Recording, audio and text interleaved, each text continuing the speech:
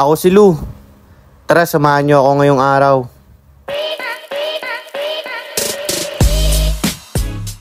So yo, what up mga par? Alam nyo na, walang iba. Nandito na naman tayo sa panibago nating vlog. Medyo na busy lang tayo lately, pero syempre tuloy tayo sa paghanap ng masasarap na food dito sa Montalban. Kaya kung saan nga may masarap, dapat pinupuntahan. Yun na nga mga par, gaya na nakita nyo sa thumbnail, kita nyo naman yan. So chicken pastil tong pupuntahan natin ngayon. So dito lang pala siya along San Jose, Simbahan. Magko-commute kayo, di kayo mahihirapang hanapin yan kasi dito lang talaga sila sa mismong simbahan along highway. Ito nga pala yung Kokoy Pastil. So, buy one, take one. So, kilala sila dito sa chicken pastil nila for only 39 pesos, mga pa. And talagang di na rin nakakapagtaka kung maraming kumakain dito kasi talagang affordable and swak na swak sa budget, mga par. So, yan nga rin pala yung kanilang menu na pwede yung screenshot for your future reference, mga par, in case mapapapunta kayo dito. So, mainasal din pala sila dito, pati sisig, kawali at chicharon, bulaklak, mga par. So, napakadami nyo rin pwedeng pagpilian dito. Meron din silang mga rice meal na pork barbecue at iba pa, mga pa. Yun, syempre, umorder na rin tayo dito. So, in-order natin dito is itong solo sisig nila, mga par. Is amounting to 149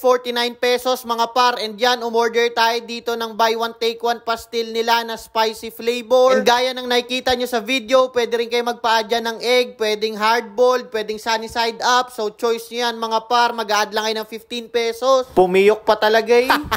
Yun, for a total of 54 pesos, mga par, meron na kayong buy one, take one na pastil, tas meron pa kayo niyang egg. So yun, doon na tayo sa review ng food. Unang-una doon sa chicken pastil nilang pinagmamalaki. Sobrang goods nito sa akin. Sobrang affordable. Sobrang okay nung lasa. Okay din yung kanin. Hindi ganun kalata. Saktong-sakto lang para doon sa texture nung pastil. Pero talagang hindi lang rin siya ganun kadami. Pero saktong-sakto na sa inyo yung isang buy one, take one. So for only 39 pesos, matatawid nyo na yung panghapunan nyo, mga par. And when it comes naman doon sa sisig na halagang 149 pesos, hindi niya lang ganun na-meet yung expectation ko kasi syempre 149 pesos siya and medyo nag-expect ako ng marami. Siguro isa na rin sa factor kasi iba yung taste bud ko pagdating sa sisig. So siguro hindi lang kami nagkasundo dito. Pero syempre alam naman nating lahat na yung food is subjective sa bawat tao. Pwedeng yung okay sa akin is hindi okay sa inyo at yung okay sa inyo ay hindi naman ganun ka-okay sa akin, mga par. Pero overall, okay naman yung sisig. Siguro hindi lang talaga na-meet yung expectations ko. Knowing na marami na rin talaga akong natikman iba't ibang klaseng luto ng sisig. Pero yun na nga, mga par, sobrang okay ng pastil nila dito. Super affordable. Then pwede ka pang mamili kung original or spicy flavor. Dun pa lang, panalong-panalo na kayo. And I do recommend itong pastila na to. Sobrang affordable nila. Yun lang, mga par. Siguro dito ko natatapusin tong vlog. It's good to be back, mga par. So yun, alam nyo na yan. Marami na naman tayong pupuntahang food tripan dito sa Montalban. Pwedeng-pwede nyo yan. I-comment dyan sa baba. Malay nyo, yan na yung next nating kakainan and food tripan. Yun lang, mga par. See you sa next vlog.